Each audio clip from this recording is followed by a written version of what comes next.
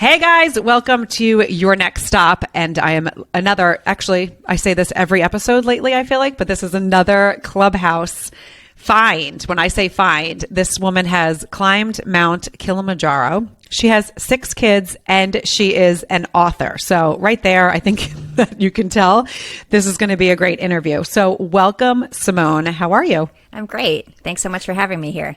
Okay, so say your full name because I was ready to say your last name and then I was like, ugh, I'm going to mess it up. Simone Knego. Thank you. All right. Well, welcome, Simone Knego. Now I can say it. It's all good. Trust me. All right.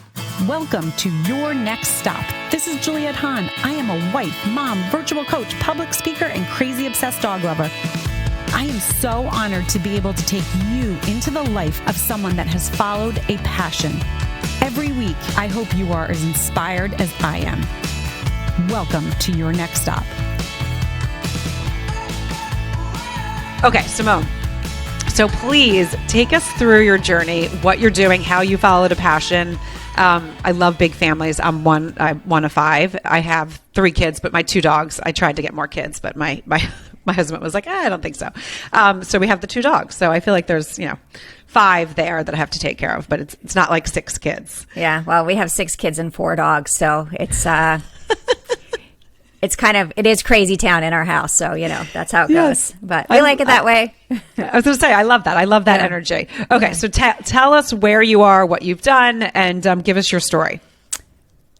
So I struggled for a long time to figure out who I was, what I wanted to be. A long time. I just turned 49, and it was within the last several years that I said, wait, this is where I want to be.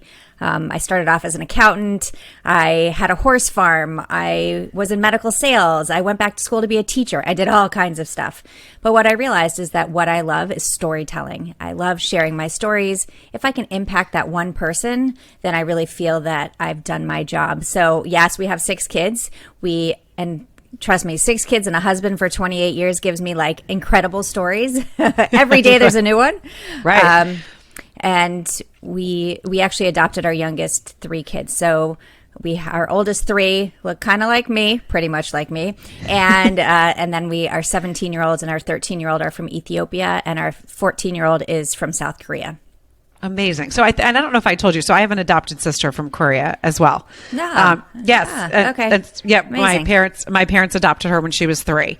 And I was a newborn. So that's all I ever knew. And people would always say, well, because we grew up in a town that everyone looked, but there was some diversity, but not tons. But it was always like, well, who was that? And I'm like, what are you talking about? It's my sister. And then every once in a while I would have a teacher be like, oh, you guys look alike. And we would laugh. We were like, well, no, she's Korean. I'm not. But okay, I guess our mannerisms and all that kind of stuff are very similar. So I love that you did that. Thank you for, that's just an amazing thing.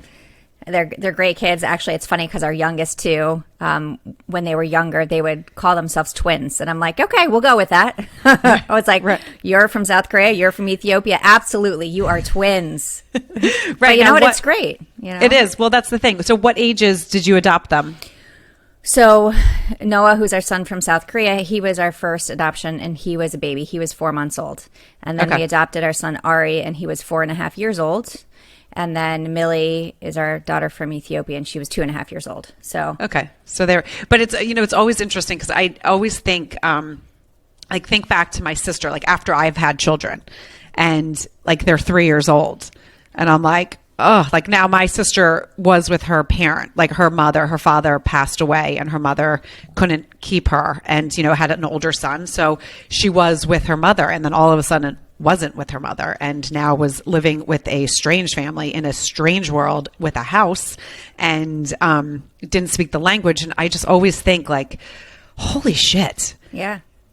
I mean, Noah was a baby, so although Noah was a baby, but when you talk about nature versus nurture, he was like the kid that cried 16 hours out of the 18 hours on the flight from Seoul to Chicago. So, he's almost 15. He doesn't cry as much now, but still.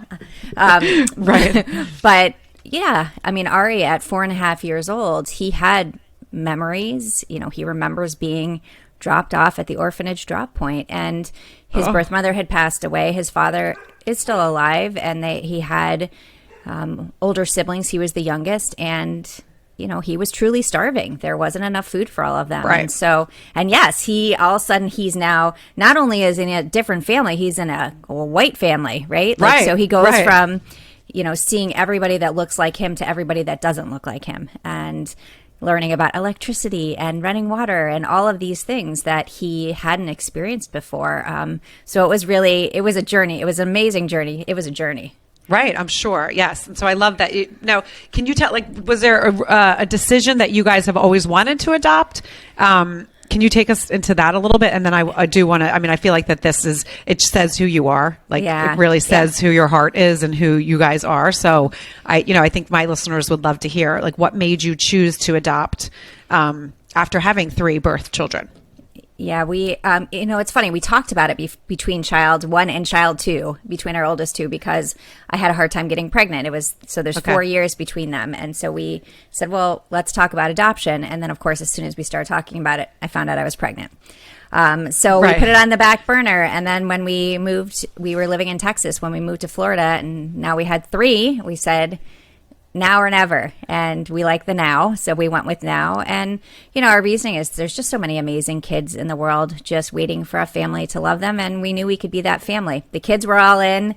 We were all in. They would still be in today. I say the minivan is full, but they would be like, if I said, oh, one more time, they'd be like, absolutely. So that says something about you guys. So that's amazing. So I have to ask you, because I'm such a dog person. What kind of dogs do you have? Yeah.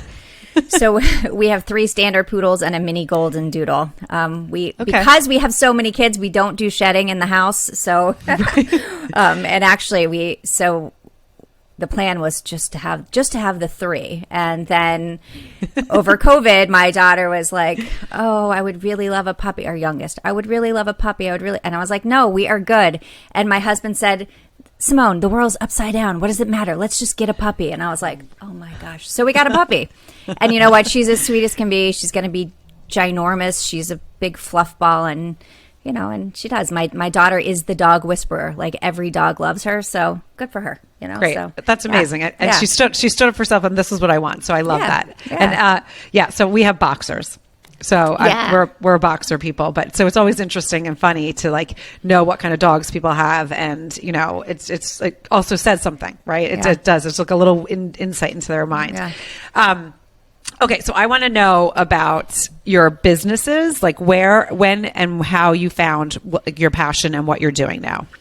Yeah. So really, it was about 5 years ago that I figured out I was doing a lot of volunteer work, and through that, I was doing a lot of speaking, and I realized, wait, I actually love public speaking. And my husband was like, you're crazy. I was like, okay, good. Thank you. But I really liked it. And I didn't realize at first the impact that anyone could make through it. And so when I started realizing that, I was like, wow, it's not just sharing the shiny moments, it's sharing all of it. It's the struggles, and that's why I choose to share about all of our kids, and our kids are good with it, because if I can inspire one person, if I can change one person's mind, then it's worth it. Yep, and I love that, and I love what you said, because I am the same. I love storytelling and sharing stories and hearing people's stories. Obviously, that's why I have this podcast, and I love having guests on that also love to do that, or have an inspirational story, because I think it's really important, the human connection. And during COVID, obviously there was not a lot of the human connection, and there was a lot of Zooms and a lot of things like that. But the fact that I can have people on this platform sharing a story, a human story, about how they have made changes in their life or have done remarkable things, I think is a really important thing. So so I love that you kind of realized that and found it. And I also love when my husband would be like, you're crazy. I'd be like, you're just figuring this out now. And it was last. No. Yeah, I say that too. But, I agree. The human connection piece, that was the thing that inspired me when I realized that my stories connect me with other people. And by sharing my stories, people would share their stories, because everyone has a story. Sometimes they don't realize it. And so when you start, and so I'm that person that sits down on the plane and starts talking, and if they talk back, then we. And I have had amazing plane rides for hours and hours in the airport bar, wherever I am. And my kids, of course, are like, "Oh, here she goes again. Who's she going to talk to? Who's she going to sit next to?" And that's just me. And I've learned amazing things. I also believe you can learn something from everyone you meet. Yes. And I've learned amazing things, and so so that was my realization. And then I said, okay, I love speaking, and I'm going to put it in a book too. So, and then same thing. My husband, I said, I'm going to write a book, and he said, can't wait to read it. You're not a writer, but can't wait to read it. And I actually didn't let anybody in my family, except for my daughter who's 18, because she's really good with word choice. I didn't let anybody read it until it was like literally in the book, done. Wow. Okay. Because I wanted it to be my perspective, and I knew that these are family stories. So as soon as I started saying it to someone else, I don't remember it that way. So right. Oh, that's so true. And yeah. I love that you just said that. And it's funny. I just have to say, because my kids will always be like, okay, mom's talking to someone else. And like that, they know just to wait, because I am too. I meet people in the craziest places.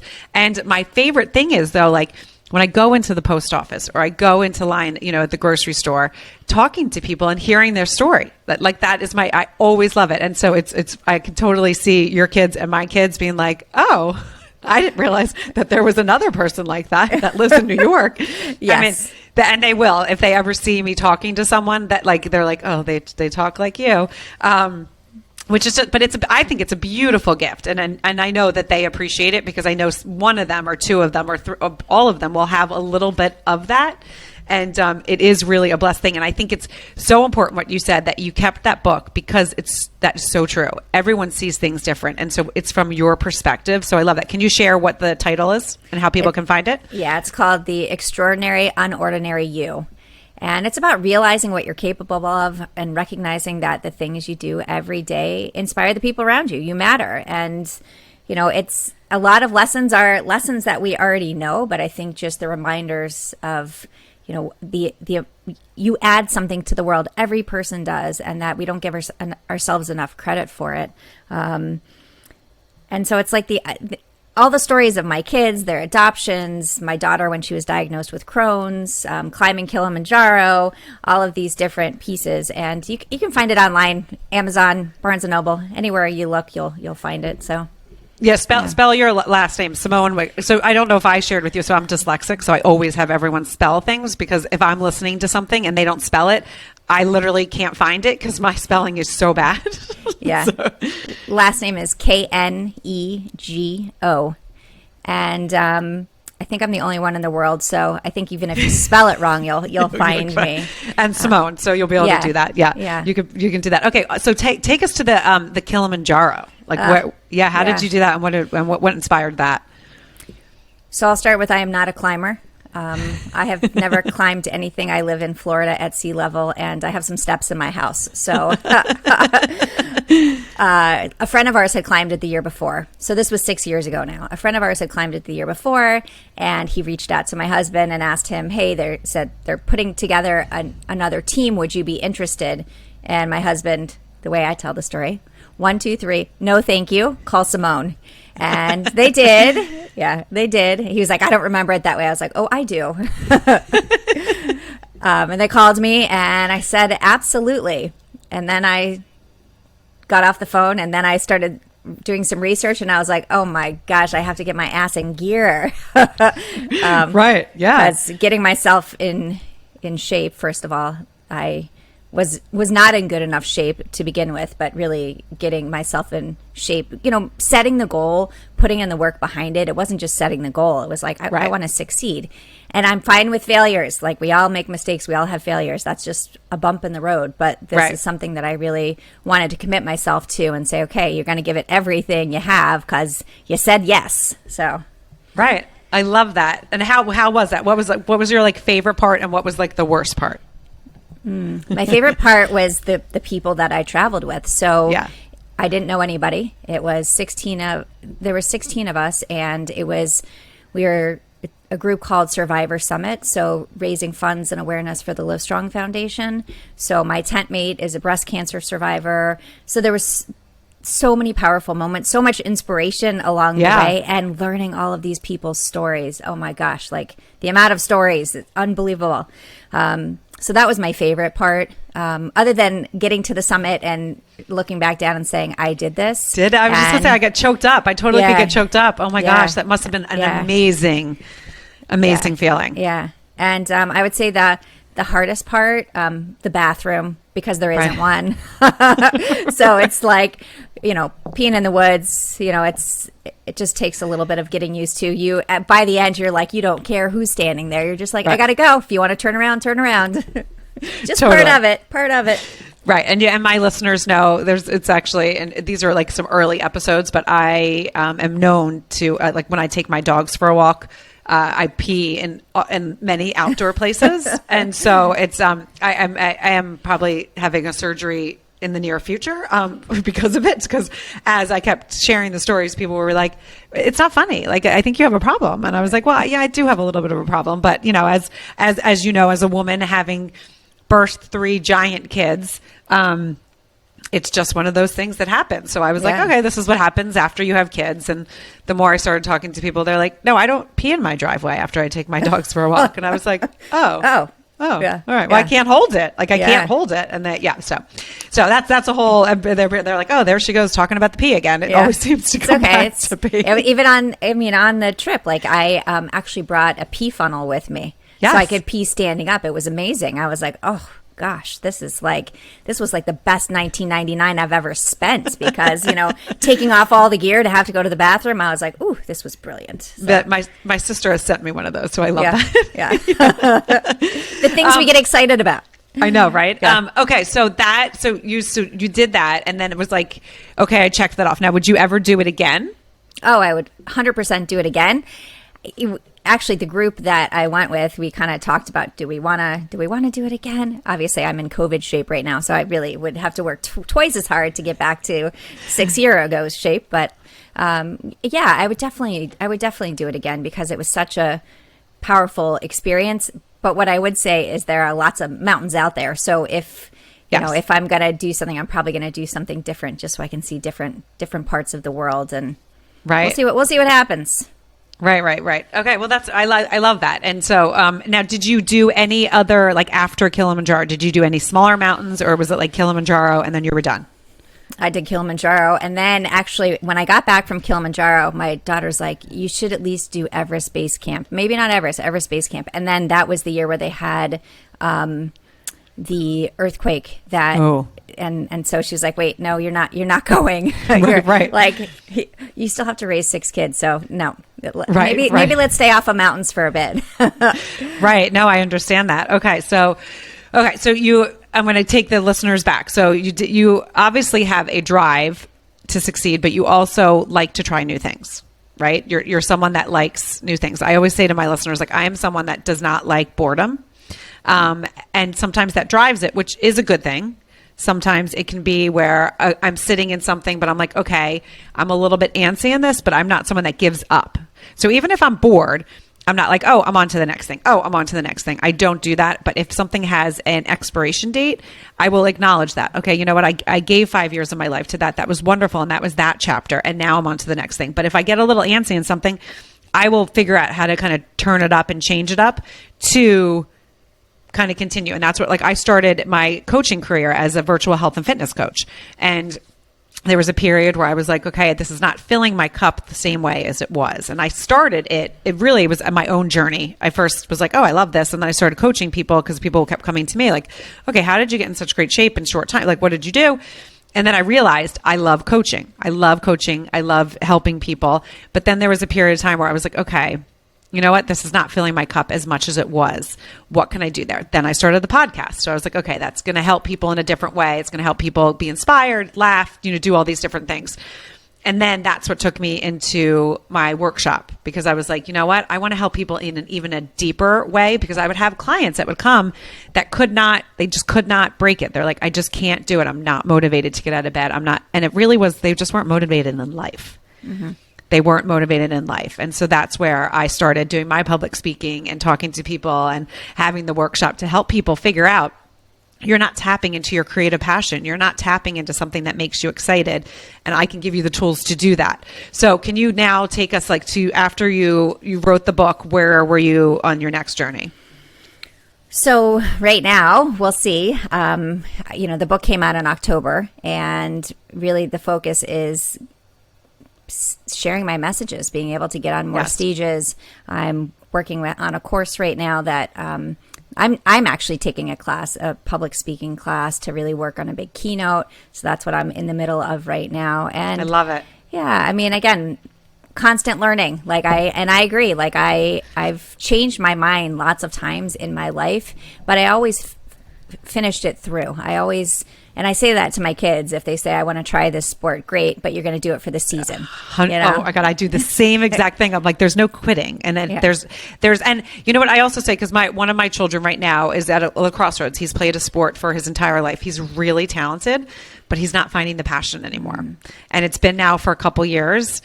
And so my husband and I are like, okay, you know what? If you want, and he's like, I can quit. And we're like, you're not quitting. Like, you're retiring.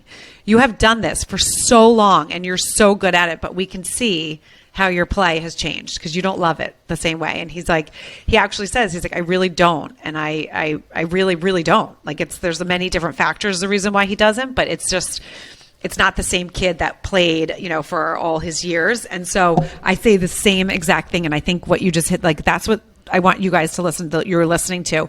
You can change things, but never just quit because you're like, oh, I'm just going to quit, because that's not the way that you want to live life.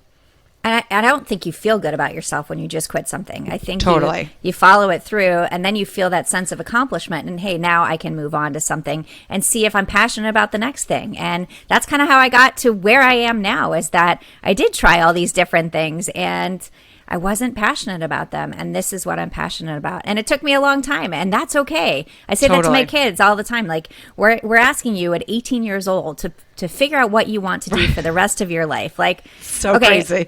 I didn't figure that out at 18 years old. So I'm not expecting you to. What I'm expecting you to do is pick something that you think you love right now, go through the motions and really try out all the different parts of it. And then, when you graduate, if you try a job and you don't love it, you work through that period of time and then figure out what's next. And it's okay to change your mind. I mean, I say that all the time. It is. And I think that's so important what you said. And I think it's really important for us to give our kids that space, because we do the same thing, because it's like, you know what?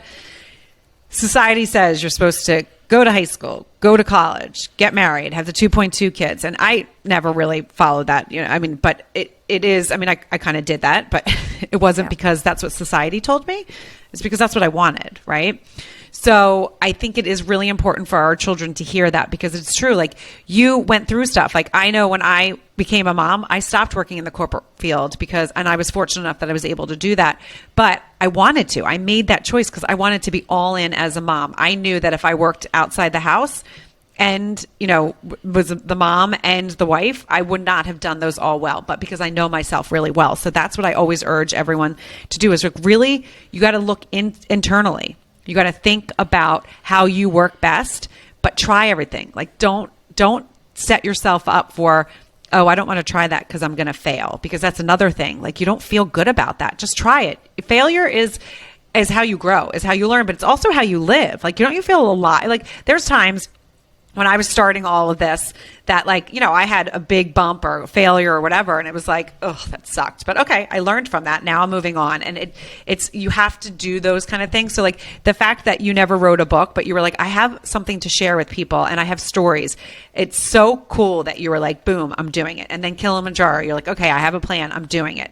And now doing this, taking the public speaking courses, because that's what is firing. Like, you realized, okay, I went to school for all these different things, and I don't love them, but I know what I don't. And I forget, there was, was there an episode that I had recorded, or it was something that I was talking to someone. Like, you don't have to know what you want to do, but it's really also important to know what you don't want to do. Mm. Right? So, like, you could know what you don't want to do, but you don't know what you want to do, but you definitely know what you don't want to do.